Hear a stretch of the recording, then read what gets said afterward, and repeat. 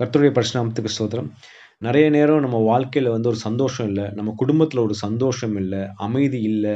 எதனாலன்னு நீங்க பார்த்தீங்கன்னா, நம்ம நெறைய நேரம் வந்து இந்த சந்தோஷத்தையும், அமைதியையும், ஒரு சமாதானத்தையும் எங்க தேடிக்கொண்டிருக்கோம்னா, உலகத்தில போய் தேடிக்கொண்டிருக்கிறோம். நெறைய குடும்பத்தில நீங்க பார்த்தீங்கன்னா, கணவன் மனைவிக்குள்ள சண்டைன்னு வச்சுக்கங்களேன். அந்த கணவனோ, மனைவியோ என்ன பண்ணுவாங்க, கடவுளிடத்தில போகாம, தன் குடும்பத்தில ஒரு சமாதானமின்மைய கடவுள்ட்ட போய் கேட்காம, அவங்க என்ன பண்ணுவாங்க, வெளிய போவாங்க இல்லையா? ஃபார் எக்ஸாம்பிள் ஒரு ஹஸ்பண்டா இருந்தா என்ன பண்ணுவாங்க, இல்ல வெளிய போயிட்டு ஃபிரெண்ட்ஸ் கூட சுத்திக்கிட்டு, அந்த ஃபிரெண்ட்ஸ் என்ன பண்ணுவான், "சரிப்பா நீ வாயேன், கொஞ்சம் நம்ம ஒரு சிகரெட் குடிக்கலாம். இல்லன்னா ஒரு தண்ணி அடிக்கலாம். இல்லன்னா இந்த பொண்ணு கூட பேசு.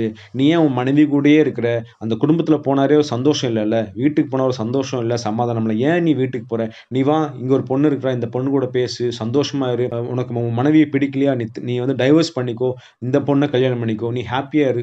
ஸோ இந்த மாரி என்ன ஆகுதுன்னா, நம்ம தேவனிடத்தில போறதுக்கு விட்டுட்டு நம்ம என்ன பண்றோம்? உலகத்தின் பக்கம் போயிட்டுருக்கோம். இல்லையா? மனைவியானவள் வந்து அதே மாரி தான். தங்களோட கஷ்டத்தையோ, நம்ம குடும்பத்தில இருக்கிற கஷ்டத்தையோ வந்து அவங்க அம்மாட்டயோ, இல்ல ஃபிரெண்ட்ஸ் கிட்ட சொல்லும்போது இதே தான் அட்வைஸ் குடுப்பாங்க. "நீ என்ன பண்ணு, உன் ஹஸ்பண்ட விட்டுட்டு வந்துரு. என் கூட வந்துரு. நான் உன்ன பார்த்துக்கிறேன்." சில ஃபிரெண்ட்ஸ் சொல்லுவாங்க, "நீ ஏன் இன்னும் அவரையே கட்டி அழுகுற?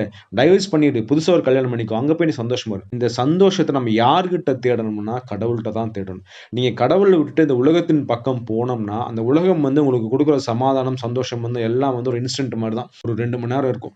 அதுக்கப்புறம் அந்த சந்தோஷம் போயிரும் இல்லையா?